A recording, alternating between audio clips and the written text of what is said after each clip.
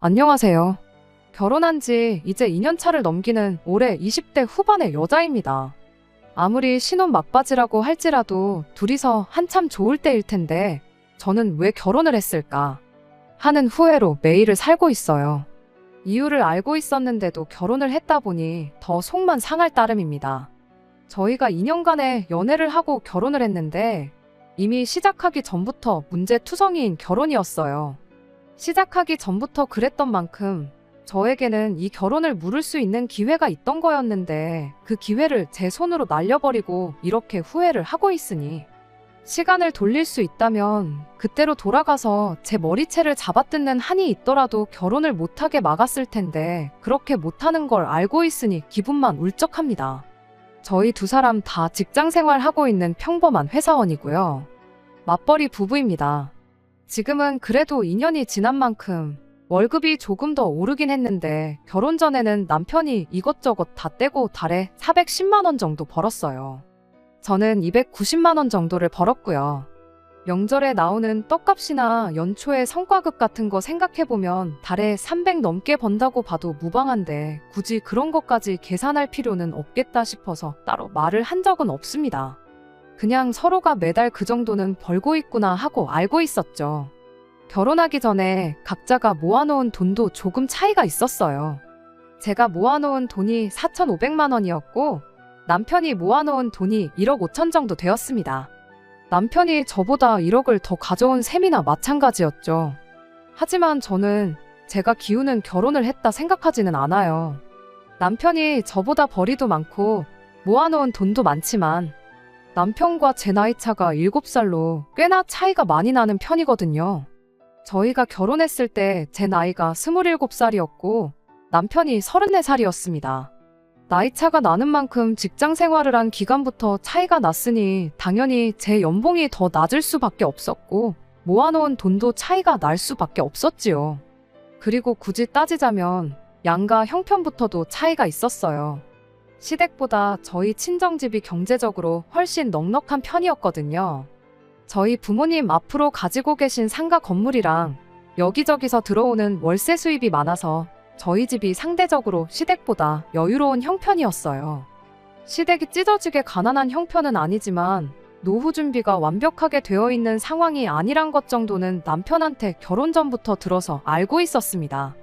아무튼 제가 모아놓은 돈이 적은 만큼 친정 부모님이 반반 결혼을 할 수 있게 돈을 지원해 주시겠다고 하셨다 보니 당장 경력차로 인한 월급 차이라든지 모아놓은 돈이 부족하다든지 하는 부분에 대해서는 남편에 비해서 제가 모자라는 거 하나도 없다고 생각했습니다. 그러다 양가 상견례가 있던 날의 일이었어요. 난데없이 시어머니가 먼저 저희들을 위해 신혼집을 해주려고 벌써 다 알아놓았다고 계약까지 해놓은 상황이라는 사실을 말해왔습니다. 신혼집은 제가 물어본 적도 바란 적도 없었던 집입니다. 친정 부모님도 예상도 못한 상황에 많이 당황스러워 하셨죠. 말씀드렸다시피 제가 남편에 비해 모자랐던 만큼을 친정집에서 지원해 주셔서 반반 결혼을 시키려고 하셨던 상황이었거든요. 그런데 대뜸 집을 반반씩 하자는 것도 아니고 벌써 계약까지 하고 왔다는 사실을 전해왔으니 상견례 하면서 양가에서 상의하는 게 아니고 갑자기 통보하듯 이야기해온 게 당혹스러울 뿐이었습니다. 그렇다고 저희 부모님 입장에서는 그 성의를 거절하기도 참 애매한 상황이었어요. 우리 집에서 돈을 더 해줄 테니 계약 무르고 애들 더 좋은 집 사주자는 말을 꺼내는 게 어떻게 보면 저희 집이 조금 상황이 더 넉넉하다고 시댁을 무시하는 느낌을 받을 수도 있는 상황이었으니까요. 일단은 거기서 다른 말은 더 안 하시고 알겠다고만 대답하고 마르셨어요. 저한테는 따로 상황을 두고 봐보자는 말을 해오셨고요. 이미 상견례 하기 전에 남편 입에서 시댁 상황이 넉넉한 편은 아니라는 사실을 들었기 때문에 상견례 끝나고 나서 남편한테 시부모님이 갑자기 돈이 어디서 나서 집을 해주신다고 하는 거냐, 어떻게 벌써 계약까지 했다고 하시는 거냐 물어봤지요. 남편은 자기도 잘 모르겠다는 식으로 이미 이렇게 된 거 한번 잘해보자는 대답을 할 뿐이었습니다. 그런데 막상 시어머니가 계약해놓았다는 그 집 구경을 다녀왔는데 집이 너무 별로였어요. 아파트이긴 했는데 너무 오래되고 요즘 많이들 기피한다는 복도식 아파트였습니다. 아파트 들어오기 전부터 단지를 중심으로 차들이 이리저리 얽혀서 대져 있는 모습을 보아하니 주차장도 터무니없이 모자라 보였어요. 연식이 오래된 만큼 재건축 호재도 있긴 했지만 벌써 몇 년 전부터 이야기만 있을 뿐이지 실제로 진행되는 건 아무것도 없어 보였습니다. 집 평수도 너무 작은 편이었고 솔직히 마음에 드는 점이 하나도 없었어요. 그래도 어떻게든 좋아해 보려고 노력을 했죠. 그나마 지하철역이 가까워서 출퇴근은 어렵지 않겠구나. 어쨌든 재건축만 시작하면 어차피 다른 집을 구해야 할 텐데 그냥 몇 년 살면서 투자한다는 생각으로 쥐고 있어나 볼까, 그런 생각으로 억지로 그 집을 좋아해 보려고 노력했습니다. 아파트가 워낙에 구식인데다가 심지어 먼저 살던 분이 아파트가 준공된 시점부터 여태까지 한 번도 이사를 안 하고 쭉 살아온 집이다 보니 리모델링을 하는 게 선택이 아니라 거의 필수에 가까웠어요. 남편 쪽에서 집을 해오기로 했으니 적어도 리모델링하고 혼수, 결혼 비용은 제가 해가는 게 당연하다 생각했죠. 이래저래 계산기 두들겨가면서 견적을 내봤는데 제가 모아놓은 돈이 4,500분이었다 보니 혼수랑 결혼 비용을 생각하면 리모델링 비용이 조금 모자란 상황이었습니다.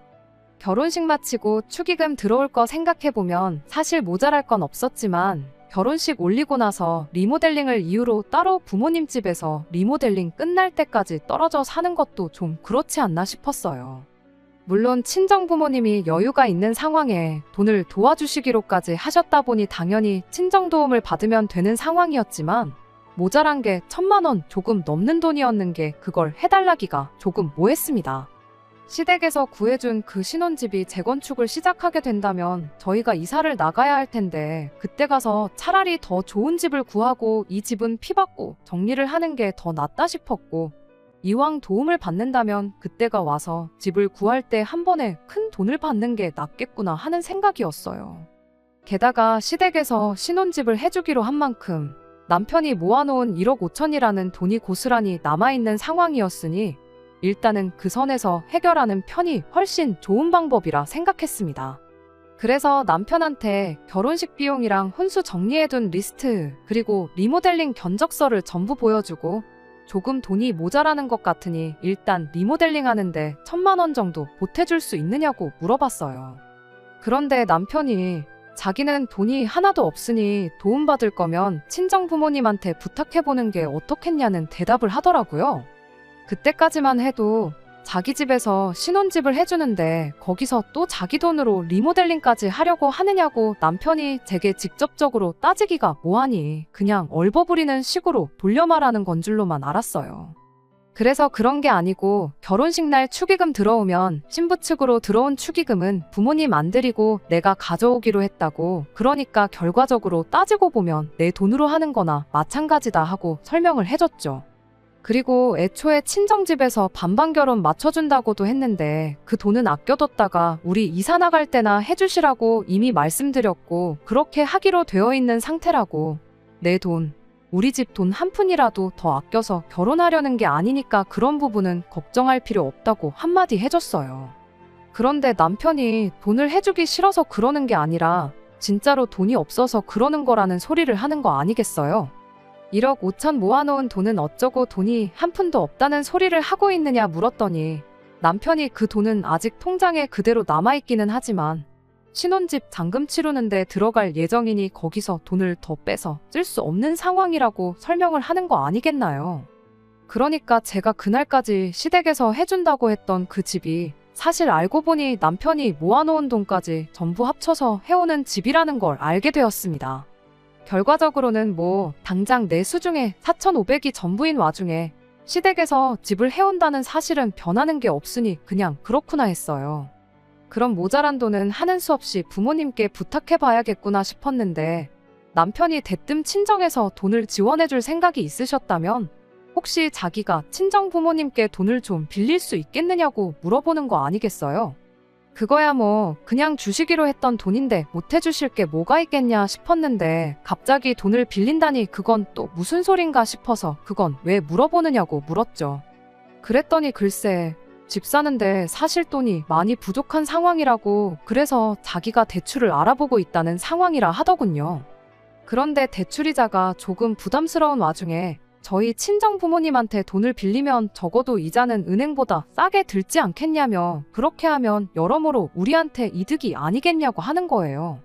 단순하게 계산기만 두들겨 보면 그게 맞는 소리긴 한데 그걸 떠나서 이게 지금 이야기가 어떻게 돌아가고 있는지 무슨 상황인지 싶었어요. 시어머니가 집을 해준다고 하지 않았냐, 계약까지 다 해놓았다고 하지 않았냐. 그런데 지금 상황을 보아하니 시어머니가 집을 해주는 게 아니고 오빠 돈에 대출까지 받아야 할 만큼 돈이 모자란 상황인 것 같은데 내 말이 맞냐 틀리냐 물었죠. 남편이 우물거리면서 어찌저찌 설명을 해줬는데 한마디로 정리해보면 집을 해준다는 게 사실 남편 돈 1억 5천에 대출을 추가적으로 2억을 더 받고 거기에 시어머니가 5천만 원을 보태서 그렇게 집값을 마련할 계획이었던 거예요. 거기까지는 어찌저찌 그냥 못 본 척 못 들은 척 그냥 넘기려면 넘길 수 있었어요. 그래도 친정에 돈을 빌리는 건 조금 아니다 싶었죠. 그도 그럴 게 사돈지간에 어떻게 돈을 빌리고 차용증을 쓰고 그러겠냐고. 가족끼리도 돈 빌리는 거 조심해야 하는 상황에 집안끼리 돈이 오가는 건 조금 아니지 않냐고 한마디 했죠. 그랬더니 거기서 남편이 한다는 소리가 차용증을 우리 엄마가 왜 쓰냐며 돈은 우리가 빌리는 거고 갚는 것도 우리가 갚을 텐데 부모 자식 간에 차용증이 왜 필요한지 이해가 안 간다는 소리를 하더라고요. 돈을 우리가 갚는다는 말까지 들으니 저도 더 이상 참을 이유가 없다고 생각했어요. 따지고 보면 시어머니가 집을 해주는 게 아니고 저희 결혼하는데 5천만 원 보태주는 게 전부인 상황이잖아요. 그래서 남편한테 그럼 어머님이 집을 해주시는 게 아니지 않느냐고 물었죠.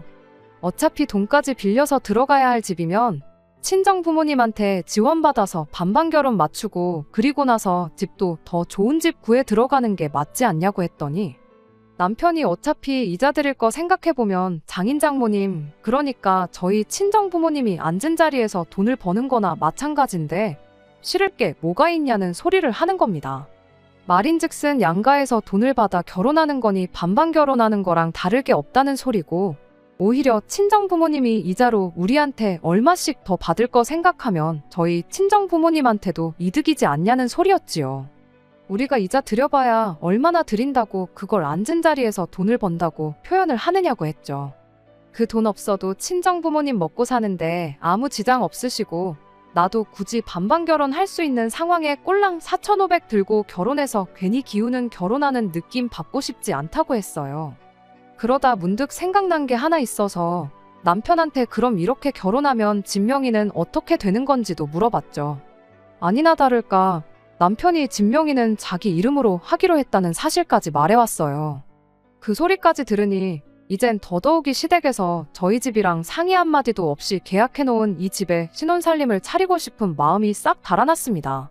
집이라도 제 마음에 들었다면 어떻게 생각은 해보겠지만 억지로 좋아해보려고 노력 중인 와중에 그러고 싶은 마음이 눈꼽만치도 없어졌어요. 남편 돈이 그대로 남아있는 걸로 봐서 중도금도 치르기 전인 상황이란 걸 어느 정도 짐작했고 정말 천만다행으로 계약금마저 정식으로 계약한 게 아니고 구두계약으로 100만 원 집어넣어 놓은 가계약 상태인 걸 알게 되었습니다. 집에 돈도 넉넉한 상황에 굳이 남편 명의 집에 혼수만 채워서 들어가는 그림보다 차라리 100만 원 손해쯤은 감수하고 반반 결혼하는 게 100번 낫다는 생각이었어요. 남편은 이 상황을 마음에 들어하지 않는 눈치였지만 제가 끝까지 고집을 부려서 결국 계약금 지불하고 친정부모님 지원받아서 새로 집을 알아보는 쪽으로 이야기를 다시 하게 되었어요. 남편한테는 이렇게 하는 게 당장은 못마땅할지라도 나중에 우리 사이에 득이 되면 득이 되었지 문제가 될 일은 하나도 없을 거라고 저를 좀 믿어달라고 부탁을 했습니다. 그런데 제 예상이 엇나가고 말았어요. 반반 결혼하기로 하자마자 바로 문제가 생겨버렸던 거죠. 시어머니가 결혼 전부터 당신 뜻을 거스르는 며느리가 괘씸하다시며 그렇게 잘났으면 니들이 알아서 해보라고 지원해주기로 했던 5천만 원을 안 해주겠다고 나온 겁니다. 하지만 그 사실에 그렇게 충격받을 것도 큰일 났다 싶을 것도 없었어요. 차라리 다행이구나 생각하고 말았죠. 사실 그렇잖아요. 신혼집을 해주겠다는 말이랑 5천만 원을 보태주겠다는 말부터가 하늘과 땅 차이인데 그렇게 시어머니가 원하는 대로 결혼했다면 집을 해줬다는 그 이유 하나만 가지고 얼마나 갖은 생색을 냈을까 그런 생각밖에 안 들었거든요. 그때까지만 해도 이때가 이 결혼을 물을 수 있는 유일무이한 기회라는 걸 생각 못했던 건 저의 불찰이긴 합니다. 결국 오늘에 와서 이렇게 이혼 생각을 하고 있게 되었으니까요.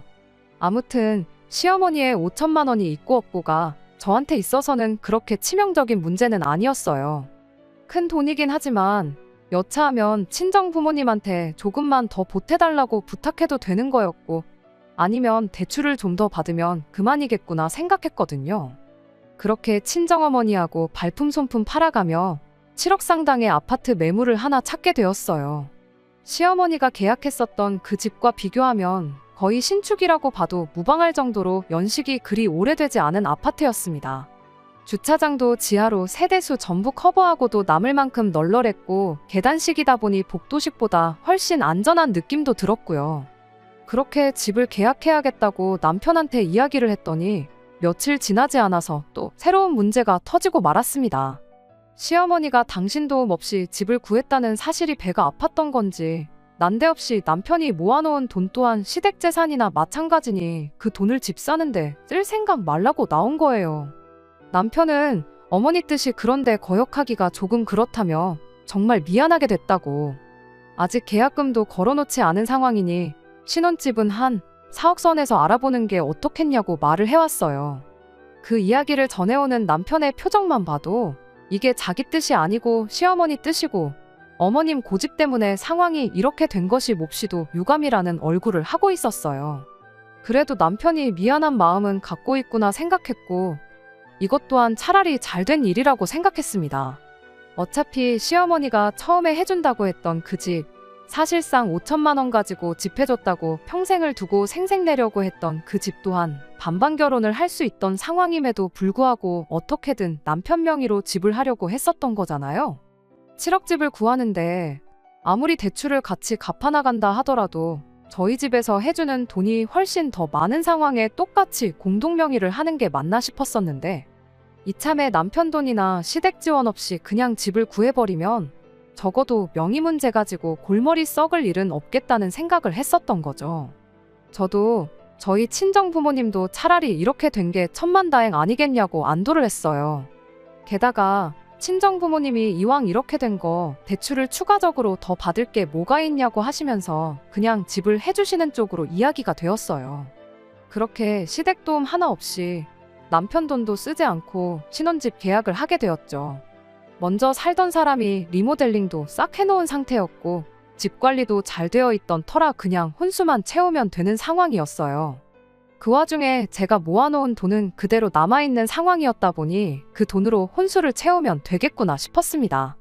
남편이 모아놓은 돈이야 뭐 어차피 결혼하면 공동재산이 되는 거니 그 돈으로는 차를 바꾼다던가 아니면 두고 있다가 어느 정도 돈을 모아서 집 한 채 더 구해 세를 놓던지 하는 식으로 재테크를 하는 쪽으로 알아보면 되겠다는 생각이었어요.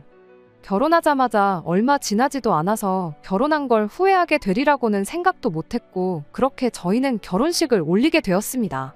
처음 몇 주간은 다른 신혼부부들과 똑같이 그저 매일이 즐겁고 행복했어요. 문제는 집들이를 하면서 시어머니가 신혼집에 찾아오고 나서부터 터지고 말았습니다. 집 구경하면서 끝까지 집이 참 좋다고 한마디 안 하신 건 그냥 배가 아파서 그런가 보다 하고 넘길 수 있었어요. 그런데 집들이 끝날 때쯤 가서 집 명의는 당연히 공동명의로 되어 있겠지 하고 묻더라고요. 남편이 센스 있게 중간에서 대충 둘러댔으면 참 좋았을 텐데, 시어머니의 그 말이 끝나기 무섭게 혼자 잔뜩 당황해서는 말끝을 벌벌 떠는 게 누가 봐도 공동명의가 아니라 제 명의로 되어 있구나 하는 걸 알 수 있었을 겁니다.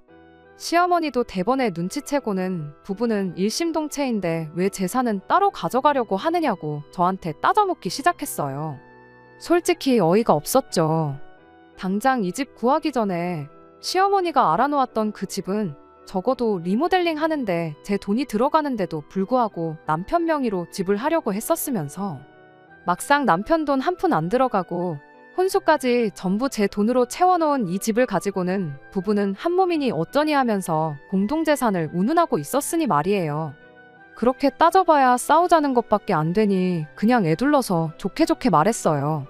사실상 이 집의 혼수 빼고는 전부 친정 부모님 돈으로 한 거나 마찬가지니 친정 부모님 뜻에 따른 거라고요. 아직 남편이 결혼 전에 모아놓은 돈이 고스란히 있고 그 돈으로 재테크 삼아 집을 한 채 더 구할 생각이 있는데 그 집은 공동명의로 하면 되는 거 아니겠냐고 했죠. 그랬더니 시어머니가 너 참 웃긴다 하면서 이 집은 우리 아들 돈 한 푼 안 들어갔다고 네 명의로 해놓으면서 앞으로 갖게 될 집은 공동명의를 하겠다는 거냐면서 너무 욕심이 험한 거 아니냐는 거예요. 그런 게 아니고 1억 5천 가지고 서울에 무슨 집을 구하겠냐고 당장 내일 집을 구하겠다는 것도 아니고 돈 어느 정도 모아놓고 그때 가서 집을 알아볼 생각이라고. 그리고 대출을 받아서 구하게 되더라도 그 돈은 둘이 벌어서 같이 갚아나가게 될 테니 그렇게 말한 거라고 했죠. 당장 집을 한 채 더 사겠다는 게 아니니 그때 가서 다시 자세하게 이야기를 해도 되는 부분 아니냐고 계속 좋게 좋게 설명을 하는데 시어머니는 끝까지 친정에서 해준 신혼집을 두고 공동명의를 안 해놓은 게 이기적인 결정이라는 식으로 어깃장을 부리기 시작했어요. 그때는 그래도 남편이 타이밍 좋게 나서서 먼저 우리가 해오기로 했던 집은 내 명의로 하기로 하지 않았었냐고 시어머니한테 한마디 해주면서 어찌어찌 이야기를 대충 마무리 지을 수 있었습니다. 앞으로도 시어머니하고 좋은 꼴은 못 보겠다 싶은 와중에 그래도 남편이 이런 식으로 중간 역할만 잘해주면 못할 것도 없겠다 싶었는데 하루는 남편이 시어머니가 공동명의를 안 한 건 돈 관리를 따로 하자고 하는 소리나 마찬가지인 거라는 말을 했다며 앞으로 자기 월급 관리는 시어머니가 하게 될 거라는 이야기를 꺼내왔습니다. 당연한 소리겠지만 남편이 그 이야기를 해오자마자 제가 남편한테 그게 무슨 미친 소리냐고 바로 되물었죠. 그랬더니 남편이 시어머니가 결혼까지 했으면 당연히 집도 공동명의로 해야지. 그렇게 안 할 거면 룸메이트랑 다를 게 뭐가 있냐고 했다더군요. 룸메이트끼리 같이 돈 관리하는 거 봤냐고 당연히 돈 관리도 따로 해야 한다고 했다는 겁니다. 그럼 따로 하면 되지. 시어머니가 오빠 돈을 관리해주는 건 또 뭐냐고 따졌더니 자기 성격이 너무 유순한 걸 시어머니가 알고 있다 보니 말만 그렇게 하고 정작 월급날 되면 찍소리도 못하고 제가 하자는 대로 따를 것 같아서 마음이 안 놓이신답니다. 벌이도 남편이 훨씬 더 좋은데 공동 명의도 아닌 집 가지고 생색내면서 내 아들 돈을 자기 돈 쓰듯이 좌지우지하는 꼴은 죽어도 볼 수 없다시며 그렇게 돈 관리는 시어머니가 직접 하겠다고 나선 거예요. 말도 안 된다고 어이없어 하는 와중에 남편은 시어머니가 저러시다 말 거다. 아니더라도 자기가 꼭 시어머니를 설득해서 아무 문제 없게 만들어 놓겠다며 시간을 조금만 달라고 부탁을 해오더군요. 그때 기다리겠다는 게 아니고 아예 단판을 지었어야 했는데 결혼한 지 2달도 안 된 상황에 괜히 시어머니를 더 자극해봐야 좋을 거 없겠다 싶어 그저 하루빨리 남편이 이 말도 안 되는 상황을 정리해주길 바라고만 있었습니다. 이 이야기를 들은 친정어머니께서는 차라리 그럼 집을 공동 명의로 돌리는 게 어떻겠냐는 말까지 하셨는데 절대로 그렇게만은 못하겠다고 제가 고집을 부렸어요. 지들이 해줄 때는 단독 명의가 맞고 우리가 해오니 공동 명의로 해야 한다는 게 무슨 가당치도 않은 소리냐고요. 그나마 그게 제가 한 일 중에 제일 잘한 일이지 않을까 싶네요. 아무튼 그렇게 또 한 달이 지나게 되었는데 당연한 이야기겠지만 남편한테서 그 어떤 좋은 소식도 들을 수 없었습니다. 이 상황을 해결하기에 한 달이란 시간이 너무 짧을 수도 있었겠지만 시어머니는 그 한 달 사이에 또 새로운 불랑거리를 하나 만들어 오셨으니 어떻게 보면 참 대단한 분이다 싶어요. 사이가 안 좋다고 해도 시댁과 일부러 거리를 두고 지낼 필요는 없다고 생각해서 나름 남편 시켜서 안부 연락도 드리고 그러다가 그렇게 시부모님 모시고 같이 외식도 다녀오게 되었어요. 그런데 시어머니가 밥 먹다 말고 남편한테 우리 아들 얼굴이 왜 이렇게 수척해진 거냐면서 저한테 우리 아들 밥은 똑바로 챙겨주고 있는 거냐고 한마디 따져묻더군요. 시어머니와 관계가 좋았다면 당연히 아무 일 없었을 테지만 그런 상황이 아니다 보니 저도 모르게 대답이 날카롭게 나왔습니다. 룸메이트처럼 살기로 했는데 살림도 각자 알아서 해야 하는 거 아니냐고 밥을 굳이 제가 나서서 챙겨줄 이유가 없는 거 아니냐고요. 살림은 나눠서 하기로 했지만 사실상 제가 남편보다 더 많은 집안일을 하고 있었어요. 식사 준비도 그중 하나였죠. 남편이 수척해졌다는 것도 말이 안 되는 소리였습니다. 오히려 저희 결혼식 올릴 때보다 몸무게가 5kg나 더 쪄버린 상황이었거든요. 우리 아들이 수척해졌다는 건 그냥 시어머니가 괜히 꼬투리 잡아서 저한테 한마디 하려고 꺼낸 말일 뿐이었어요. 제가 식사를 챙겨주지만 그런 시어머니 말에 죄송하다고 말하고 싶지 않아서 일부러 저렇게 대답을 했던 거고요. 룸메이트 이야기 꺼낸 건 다른 사람이 아니라 시어머니 본인이었다 보니 그 말에 딱히 아무 대답도 못 하더라고요. 그러다가 하는 말이 생활비 절반씩 내고 있는 거에서 30만 원을 더 줄 테니까 집안일은 너가 전부 담당하는 걸로 하라는 소리를 하는 겁니다. 남편이 저 대신 하는 집안일이라곤 청소랑 분리수거 정도밖에 없었어요. 그런데 고작 제 돈으로 생활비 30만 원 덜 쓰겠다고 맞벌이하는 상황에 그런 것까지 떠맡을 생각은 없었습니다. 그래서 그럴 게 아니고 생활비는 제가 30만 원 더 낼 테니까 남편이 집안일을 전부 하는 건 어떻겠냐고 되물었죠. 어머님이 맨날 한 집에서 같이 지내다가 떨어져 지내서 아드님 얼굴이 가물가물하신가 본데 사실 저 사람 결혼하고 5kg나 쪘다고. 안 그래도 얼마 전에 건강검진 받았는데 거기서도 살 빼란 소리가 나왔는데 생활비도 30만 원 아끼고 집안일하면 고생한 만큼 살도 빠지고 좋은 거 아니겠냐고 이야기했죠. 그래도 나름 시댁하고 잘 지내보려고 냈던 시간이었는데 그 의미가 무색하게 시어머니하고는 그날부로 그 어떤 교류가 없을 만큼 사이가 더 안 좋아지게 되었습니다. 남편은 그 와중에 저한테 짜증을 내면서 어머니랑 이야기 잘 되어가고 있는데 도와주지는 못할 망정 상황을 악화시켰다고 저한테 투정을 부리기 시작했죠. 그렇게 시댁하고는 거리를 두고 지내게 되었어요. 그게 하루 이틀 지나다 보니 어느덧 2년 가까운 시간이 지나고 말았습니다. 처음에는 제가 너무했나 싶다가도 그렇다고 해서 시어머니한테 숙이고 들어가고 싶은 마음은 눈꼽만치도 없었어요. 오히려 시어머니랑 안 보고 지내게 되니 남편하고 사이도 그럭저럭 괜찮아지고 저도 괜히 스트레스 받을 일도 없었고 그거 하나만큼은 참 좋았죠.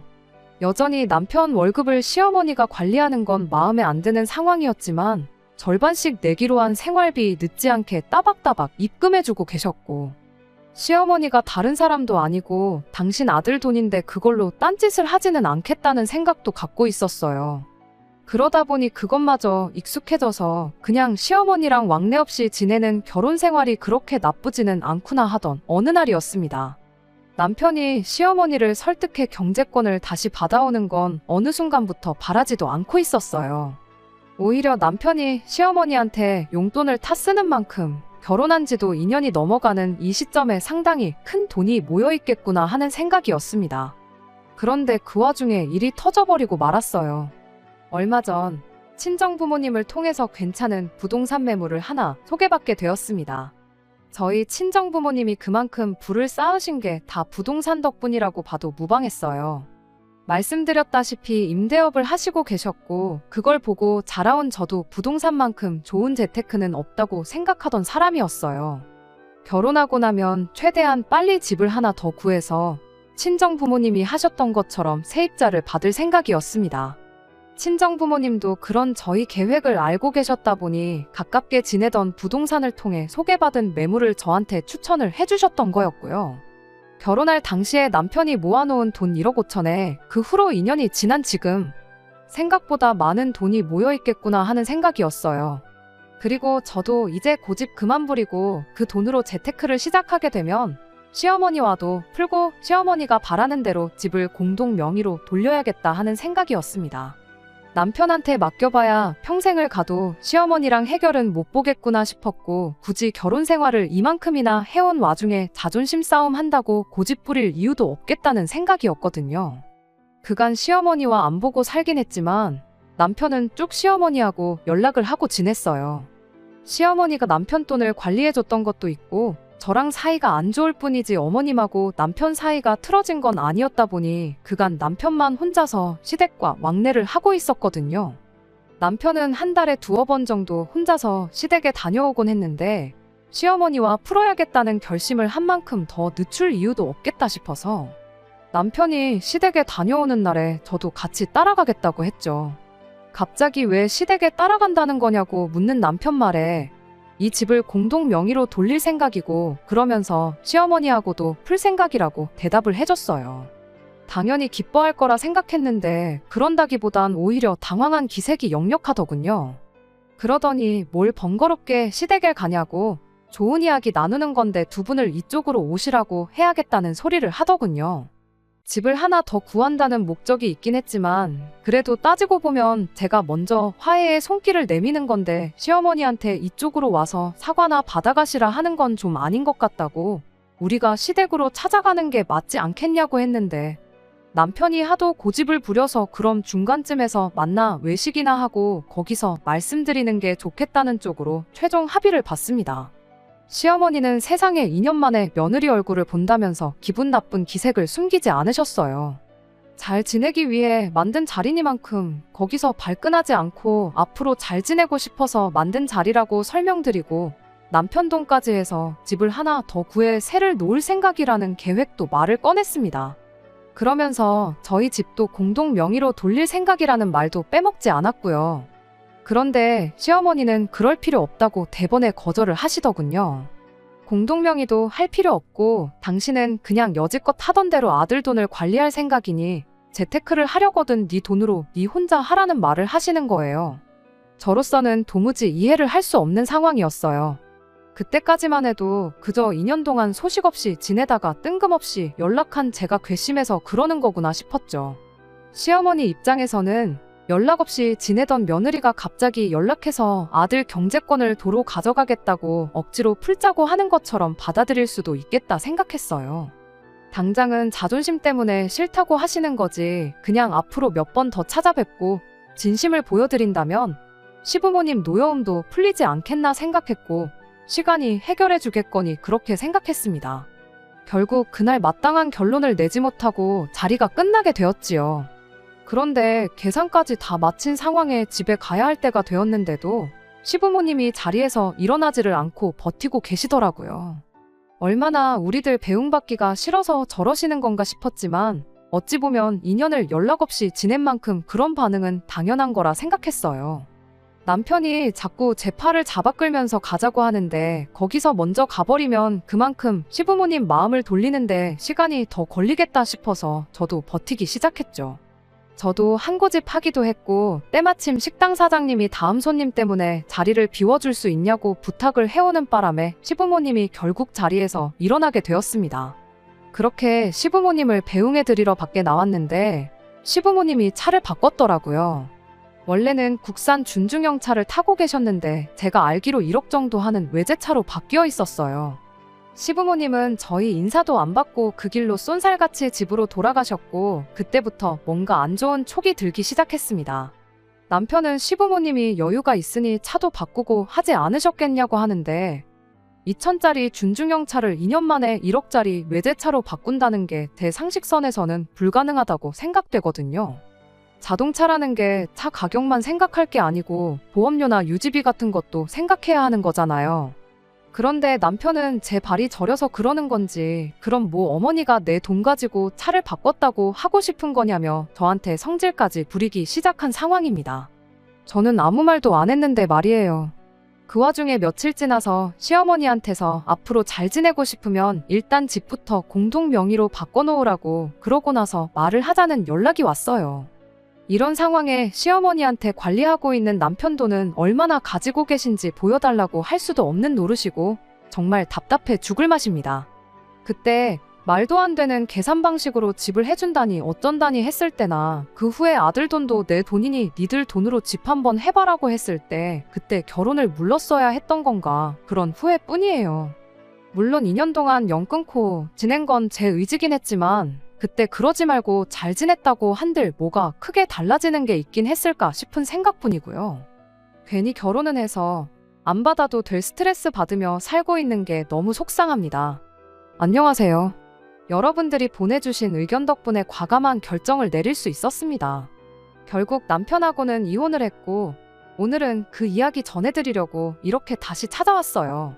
분명히 돈 관리 해준다는 명목으로 남편 돈을 쓰고 있을 거라고 차만 바꾼 게 아닐 테니 시댁에 한번 다녀와 보라는 의견을 보니 왠지 그 말이 맞는 것 같아 가만히 있을 수가 없었어요.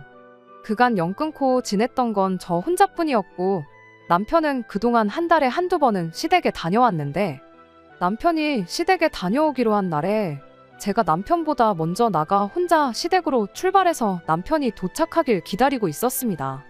이윽고 남편이 아파트 단지 안으로 들어왔고 남편이 주차하는 걸 확인하고 곧바로 남편을 쫓아나가 놀래켜줬어요. 남편은 난데없이 튀어나온 저를 보고 당황한 기색을 숨기지 못하더군요.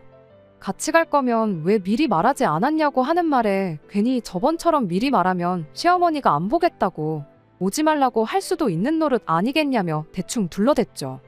그 와중에 남편은 오늘은 날이 아닌 것 같다며 그냥 돌아가자고 하길래 제가 뭐 문제되는 거 있냐고 남편을 다그쳐서 그 길로 그냥 시댁에 찾아갔습니다. 아니나 다를까 시댁은 결혼 전에 제가 알던 시댁과는 사뭇 다른 모습으로 바뀌어 있었어요. 겉은 그대로인데 속이 아주 새 집으로 바뀌어 있더군요. 인테리어도 싹 다 새로 해놓았고 가전제품도 최신형으로 바뀌어 있었어요. 집에 계신 시어머니한테 집만 보면 잘못 찾아온 것 같다고 혹시 로또라도 되신 거냐 물어봤죠. 그리고 뭐 길게 두고 볼 것도 없는 것 같다고 어머님이 관리하고 있다는 남편 돈이 어떻게 돌아가고 있는지만 보여달라고 했어요. 그것만 확인되면 바로 집 명의도 공동 명의로 돌려놓겠다고 했죠. 시어머니가 안 그래도 잘 왔다면서 너 때문에 안 당해도 될 사기까지 당했다며 너 때문에 손해가 이만저만이 아니라는 소리를 꺼내더라고요. 사기라는 이야기 듣자마자 직감적으로 알아챘죠. 시어머니가 남편 돈을 단 한 푼도 남기지 않고 다 써버렸다는 사실을 말이죠. 시어머니 변명은 너무 하찮아서 웃음도 나오지 않는 변명이었습니다. 제가 집 명의를 가지고 하도 갑질을 하니까 당신 딴에는 우리 아들이 너무 기도 못 펴고 사는 것 같아서 집을 한 채 해줘야겠다는 생각밖에 안 들었답니다. 그렇게 백방으로 알아보다가 기획부동산 사기를 당해서 그나마 있는 돈을 전부 날려버렸다고요. 제가 갑질만 안 했어도 시간을 들여 천천히 아들 돈을 굴려줬을 거라고, 그런데 괜히 마음만 조급해져서 제대로 된 투자처인지 알아보지도 않고 돈을 넣었다가 큰 손해를 봤다는 거예요. 한마디로 어이가 없었죠. 제가 언제 집 가지고 갑질을 했냐고, 할 거였으면 남편 돈 그렇게 어머님이 관리하게 두지도 않았을 거라고 했습니다. 그리고 사기를 당했던 남편 돈으로 어머님 집 리모델링도 하고 가전가구도 바꾸고 외제차도 뽑고 그랬던 돈을 어떻게 사용했는지 통장 내역은 남아있지 않겠냐고 그거나 보여달라고 했어요. 만약에 진짜로 저 때문에 사기를 당한 게 확인되면 집도 그냥 공동명의 해주고 사기당했다는 그 돈도 내가 친정부모님한테 받아오는 한이 있더라도 갚아주겠다고요. 하지만 기어이 시어머니는 끝까지 통장 내역을 공개하지 않았습니다. 안 봐도 뻔했죠. 관리해준다던 아들 돈 가지고 외제차만 뽑았어도 이혼할까 말까인데 집까지 싹 다 갈아엎었으니 더 길게 말할 필요도 없었습니다. 그 와중에 남편이 나는 몰랐던 일이라며 시어머니를 손절을 치더라고요. 어머니가 내 돈을 이렇게 흥청망청 쓰셨을 줄은 상상도 못했다는데 이미 그동안의 남편 반응을 보나 그날 시댁 앞에서 제가 깜짝 등장을 했을 때 어떻게든 집에 돌아갈 생각을 하는 걸로 봐서는 절대로 남편이 몰랐을 수가 없다는 게 제 생각이었습니다. 이미 평생을 두고 내가 집을 공동명의 해줄 생각이 없을 거라는 생각에 시어머니한테 경제권 찾아올 생각은 안 하고 차일피일 미루면서 오늘날까지 왔는가 본데 이미 결혼 시작부터 당신한테 부부간의 신뢰는 없었던 거 아니냐고. 시어머니 말 맞다나 당신이 내 룸메이트지 그 이상도 그 이하도 아니었고 늦었지만 이제 와서 그걸 깨닫게 해줘서 고맙다고 그 길로 이혼하자고 남편한테 선언했어요. 생각해보니 동거하는 사람은 집세라도 내지 않냐고, 다른 건 모르겠으니 여태까지 내 집에서 살았던 집세는 받아야겠다고 위자료로 5천만 원만 가지고 오라고 했습니다. 그랬더니 옆에서 시어머니가 결혼기간 고작 2년 조금하고 무슨 위자료로 5천을 받아가냐고 고래고래 소리를 지르길래 법대로 하면 그렇긴 할 거라고, 그러고 싶으면 그러라고 했습니다. 대신 남편 회사에다가 남편이 여지껏 무슨 짓을 했는지 제가 전부 이야기하고 다닐 거라고 했어요. 내가 돈 5천만 원이 없어서 필요해서 그러는 거 같냐고. 명예훼손으로 고소할 테면 고소하라고, 그깟 5천 안 받고 벌금으로 얼마 내면 그만이라고요. 대신 앞으로 남편 회사 생활하는데 체면은 없는 거나 마찬가지일 거라 했습니다. 사실 진짜로 그렇게 할 생각은 없었어요. 적당한 사과 한마디면 그냥 깔끔하게 합의 이혼하고 말 생각이었는데 잘못은 자기들이 해놓고 제가 문제라고 몰아가는 사람들이 괘씸해서 그렇게 나왔던 겁니다. 그런데 웃긴 건 막상 제가 진짜로 그렇게 할 거라 생각했는지 이혼하면서 위자료 형식으로 남편이 저한테 정말 5천을 보냈더라고요. 당장 시어머니가 모아놓은 돈 한 푼도 남기지 않고 탈탈 써버린 상황에 무슨 돈이 나서 그걸 해줬나 싶었는데 알고 보니 시어머니 앞으로 뽑아준 외제차를 중고차로 정리하고 그 돈으로 해줬던 거더라고요. 이미 고쳐버린 집을 다 부숴놓을 수는 없었지만 적어도 외제차라도 압수해버린 기분이니 그냥 거기서 만족하려고 합니다. 의견 주신 분들께 정말 감사드리고요. 이걸 그냥 넘어갔더라면 아마 화병 때문에 제 명에 못 살았을 거예요. 끝까지 들어주셔서 감사합니다. 오늘의 사연은 여기까지입니다. 구독과 좋아요, 알람 설정 부탁드리고 더 좋은 사연으로 다시 찾아뵙겠습니다. 감사합니다.